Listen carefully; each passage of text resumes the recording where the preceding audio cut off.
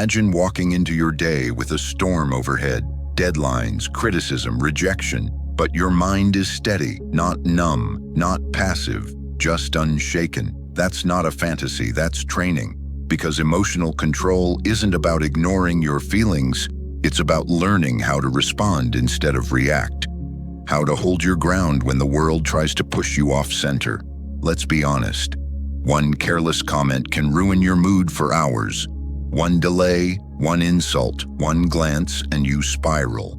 Not because you're weak, but because no one taught you how to separate stimulus from story. And that's where the Stoics begin. Marcus Aurelius once wrote, "You have power over your mind, not outside events. Realize this, and you will find strength." The goal is not to change the world. The goal is to change how you move through it. This video will guide you through 9 Stoic rules that help you disentangle from emotional chaos, respond with clarity, and cultivate a steady mind into a force of calm. Welcome to Stoic Philosophy Daily, where your story matters. Share your experience or your biggest emotional trigger in the comments. Every insight you offer is a spark for someone else. We read with care, respond with heart, and honor every journey. This is more than content. It's a circle of strength. If you're ready to stop being dragged by your emotions and start leading yourself through them, drop a comment. I choose clarity over chaos. Subscribe for real growth. Let's begin. 1. Audit the source of your emotions. Have you noticed how a moment can end, but the reaction refuses to leave? The conversation is over, yet your body remains braced for impact. Your chest tightens, your jaw locks. Your mind keeps replaying the same scene over and over like a broken reel. The trigger is gone, but the storm is still raging inside you. That's the first clue. The damage didn't come from the moment itself. It came from the meaning you assigned to it. This is where Stoicism begins. Not by blaming yourself and not by blaming the world, but by tracing emotions back to their source. Epictetus stated it plainly, "It is not events that disturb people, but their judgments concerning them."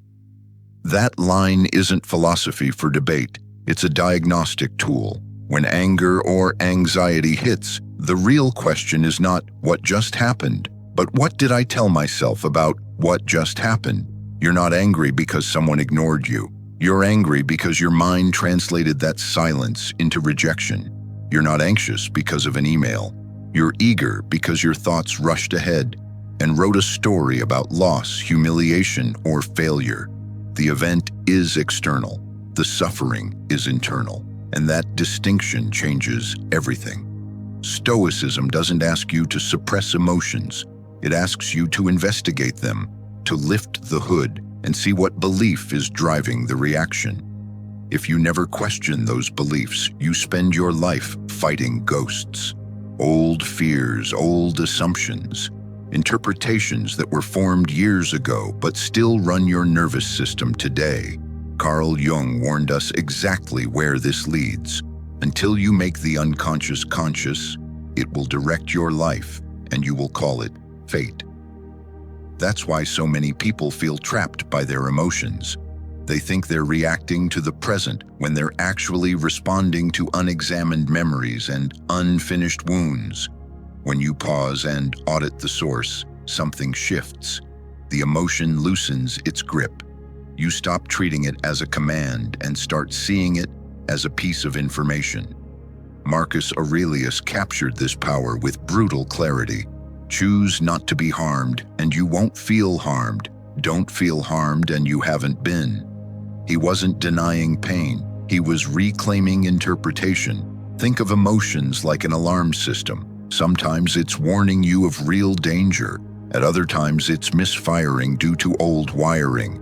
If you never check the wiring, you spend your life running from false alarms. That's exhaustion. That's burnout. The Stoic path is different. You listen to the alarm, but you verify the threat. You ask, is this coming from now or from something older? Try this. The next time an emotion hits hard, don't react for 30 seconds. Ask 3 questions in order. What just happened? What story did I tell myself about it? Is that story actually true or just familiar?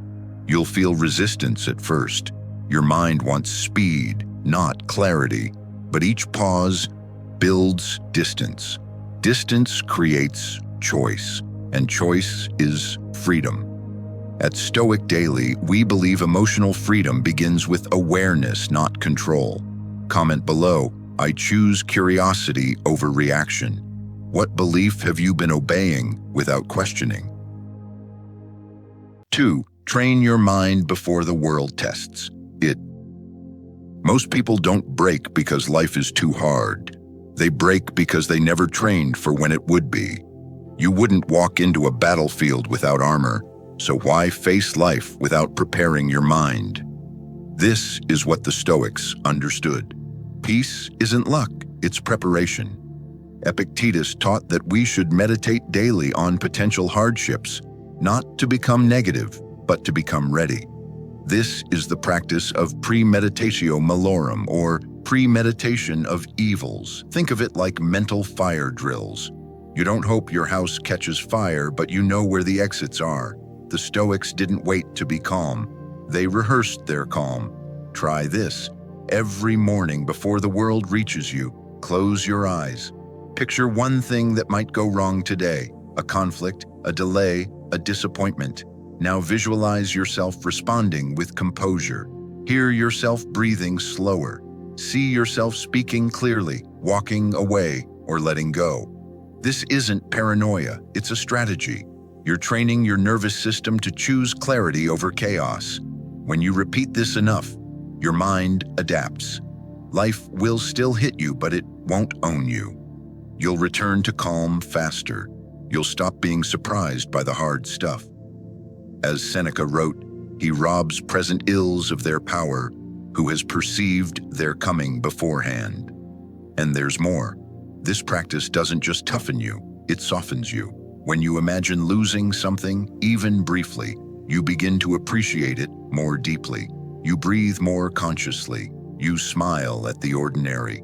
You stop needing things to be perfect to be at peace. Marcus Aurelius reminded us, you have power over your mind, not outside events. That's the heart of this rule.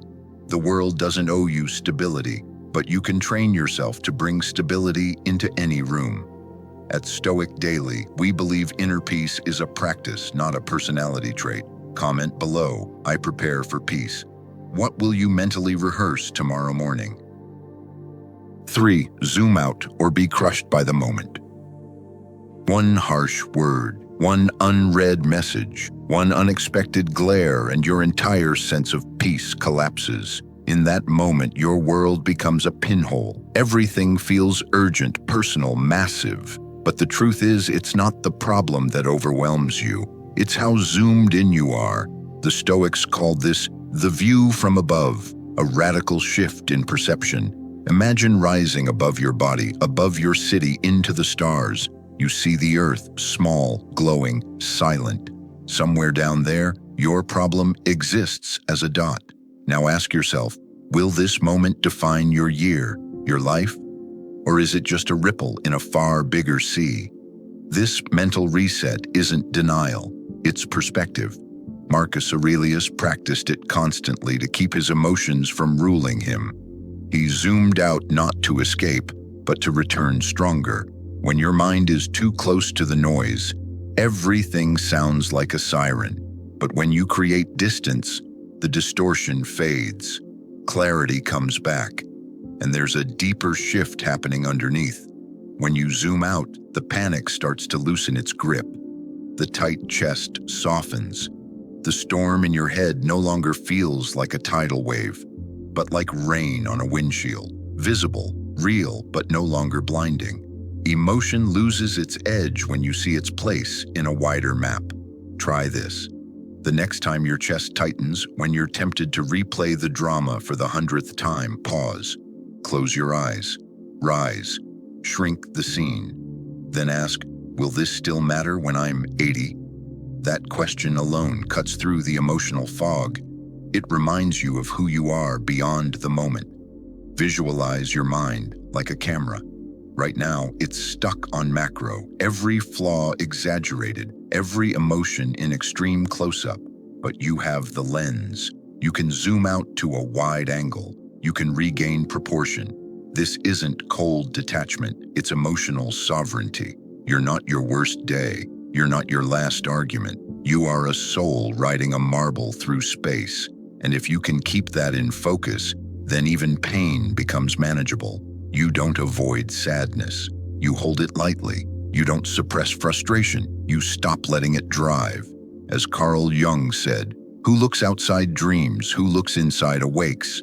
But sometimes to awaken, you need to look from above. At Stoic Daily, we believe clarity begins when you choose altitude over agitation. Comment below, I rise above the noise.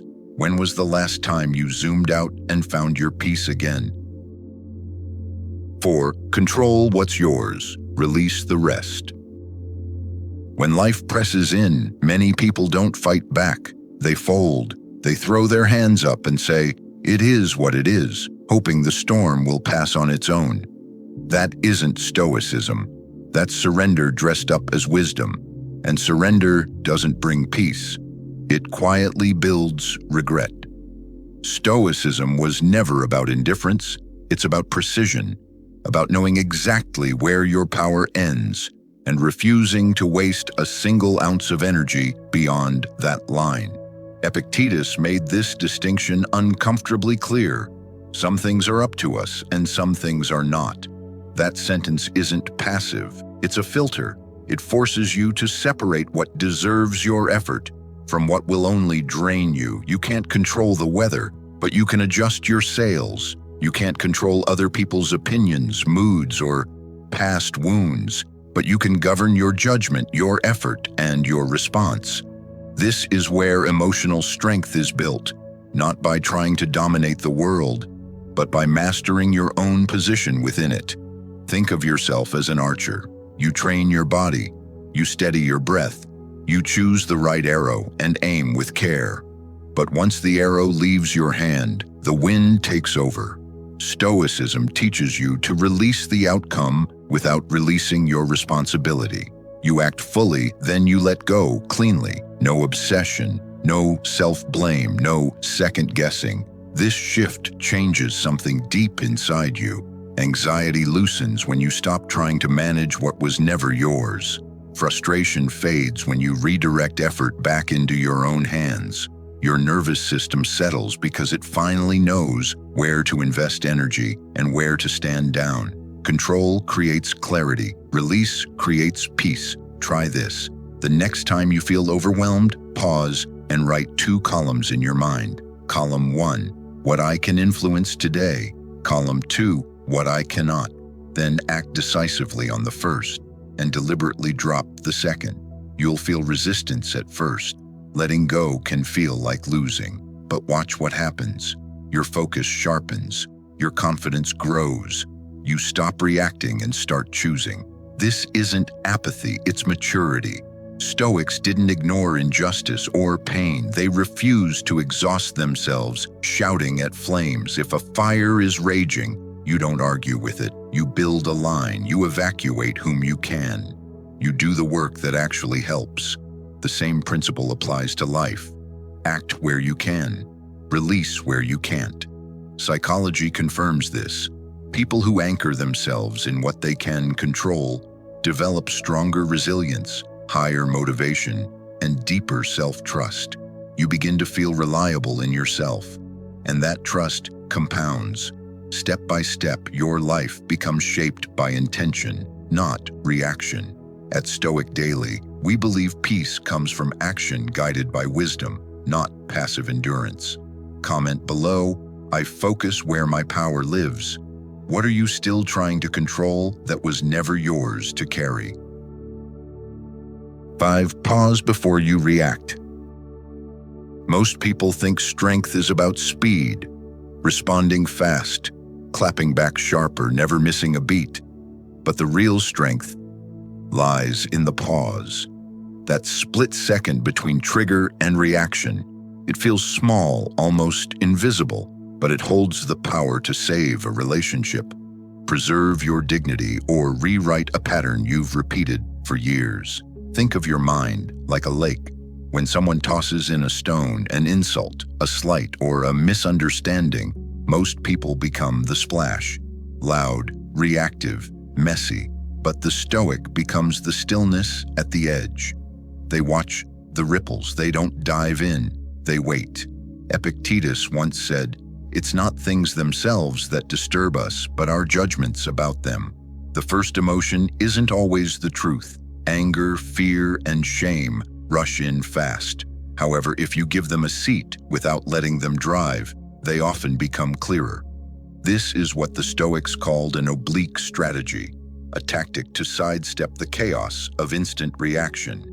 It's like dodging a punch, not by flinching, but by shifting your position entirely. Let's be practical. Next time your heart races, your jaw tightens, or your fingers hover over the keyboard ready to strike, pause. Literally count to 10. Breathe. Ask, is what I'm about to say worth the damage it might cause? Am I defending my ego or protecting my peace? That breath is your power. It's your reset. It gives your better self, the one that acts, not reacts, a fighting chance to step in. Try this. For 1 week, practice the 10-second rule. Every time you feel triggered, pause and take a moment to reflect. Don't reply. Don't slam the door. Don't type. Just notice what's rising. You might be shocked by how quickly the urge fades. In that quiet, you'll find the real reason behind your feelings. Perhaps it's a fear of rejection, a childhood wound, or simply fatigue. Once you see the real story, your response changes naturally.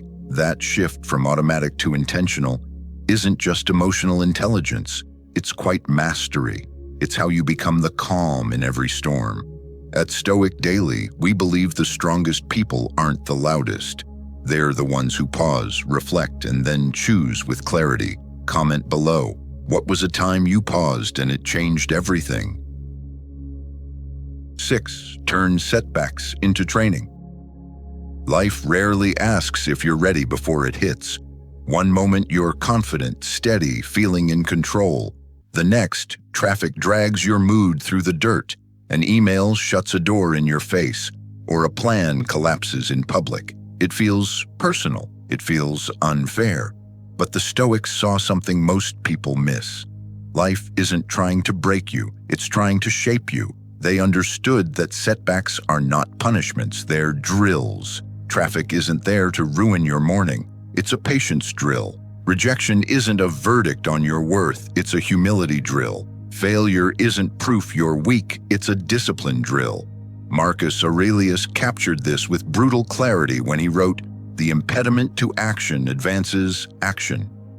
What stands in the way becomes the way if you use it correctly." This is mental weight training. You don't build strength by avoiding resistance. You make it by meeting resistance with intention. Every obstacle adds load. Every disruption poses a question to your nervous system. Will you collapse or will you adapt? The Stoics chose adaptation again and again. They walked into chaos asking, "What is this moment here to train in me?" When you start seeing setbacks this way, something inside you shifts. The initial surge of anger or panic still appears, but it no longer owns you. Instead of asking, "Why is this happening to me?" you begin asking, "What am I practicing right now?" That single question rewires how your brain stores the memory. The moment stops being traumatic and starts to become a training experience. Picture this. Your boss criticizes your work in front of others. Heat floods your chest. Your instinct is to defend yourself or shut down. But you pause. You breathe. You name the drill. Discipline, humility, composure. You listen. You ask for clarity. You return to your work without carrying the poison. That uncomfortable crack in the moment, that's exactly where strength takes root. Growth has always lived there. Comfort rarely forces change. Pressure does. Friction does. The Stoics didn't avoid discomfort. They chose it because they knew virtue can't be imagined into existence. It has to be trained under load. Without resistance, character stays theoretical. With resistance, it becomes embodied. Try this. The next time something goes wrong today, label it immediately. Not as bad, but as a drill. Endurance, patience, courage, integrity. Notice how your body reacts when you do this. The tension shifts. The story changes. You move from victim mode into agency. That's not denial. That's the direction. Repeat this often enough, and your emotional reflex changes. Panic turns into curiosity. Frustration turns into focus. You stop dreading challenges and start recognizing them. Not because they're pleasant, but because you know they're shaping you. Each setback becomes a quiet invitation to become more capable than you were yesterday. At Stoic Daily, we believe hardship is not an interruption to your growth. It is the method. Comment below. Every obstacle trains me. What setback in your life could you start using instead of resisting? 7. End the day with honest reflection. Most days don't end with clarity. They end with noise. You collapse into bed while the day is still buzzing inside you. Conversations unfinished. Emotions are half processed. Tension is still sitting in your chest. And in that moment, you have a choice. You can numb yourself with scrolling, or you can pause and finally face the day you just lived. This is where real Stoic work happens, not in public victories, but in private honesty. Ending the day with reflection isn't about judging yourself. It's about seeing yourself clearly, asking, where did I stay grounded today? Where did I lose myself? What moment asked more of me than I gave? That quiet review is how awareness is built. Marcus Aurelius did this nightly, not to shame himself, but to realign. He didn't need praise. He needed coherence between who he believed he was and how he actually showed up. That habit turned values into identity, and it can do the same for you. Think of reflection like mapping terrain after a long journey. The frustrations that linger, the moments your voice tightened, the times you felt envy, irritation, or pride. None of it disappears just because the lights go out. But when you name it, write it down, or hold it in awareness, it stops running you unconsciously. This is not self-criticism, it's self-observation, a detective's posture, not a judge's gavel. You're not saying, I failed. You're saying, this is where I reacted. This is where I stayed calm. This is what I learned. And learning changes behavior more quickly than punishment ever can. We become what we notice. When you reflect, you feed awareness. As awareness grows, patterns become more apparent. After a week, you begin to see triggers. After a month, habits. After a year, a different character. Small insights compound into a quiet transformation. Try this tonight. Before sleep, take 5 minutes, no phone. Ask 3 questions. Where did I respond with clarity today? Where did emotion take over? What is one small adjustment I'll try tomorrow? That's it. No drama, no perfection, just honesty. Notice what happens over time. You start catching yourself earlier in the moment. You feel the tension rising and recognize it because you've seen it before at night. Reflection sharpens anticipation. Anticipation creates choice. Choice is freedom. This practice doesn't make you rigid. It makes you real. You stop chasing transformation through extremes and start building it through consistency. Miss a night? No problem. You return the next evening. That return is the discipline. At Stoic Daily, we believe mastery is built in the quiet moments no one applauds. Comment below. Tonight, I reflect. What did today teach you about who you're becoming? Presence over perfection. At the end of the day, the battlefield was never the world. It was always your mind, not in the noise, but in the silence after. In that quiet space where you face your own reflection and decide, do I repeat the same chaos or do I reach for something better? If you've ever chosen calm over rage, growth over guilt, breath over blame, you're already walking the Stoic path. Because peace isn't born from perfection, it's born from presence, and presence is a practice. At Stoic Philosophy Daily, we believe strength isn't built by avoiding storms, but by learning to sail through them, one emotion, one pause, one choice at a time. If this message resonated with you, there's another video waiting right here. Watch that next to keep building your calm. And if any part of today's journey struck a chord, share it in the comments. We read, we respond, we reflect together. Your story matters, your growth matters. You belong here. If you're seeking more, discover the full path on my channel, Stoic Philosophy Daily.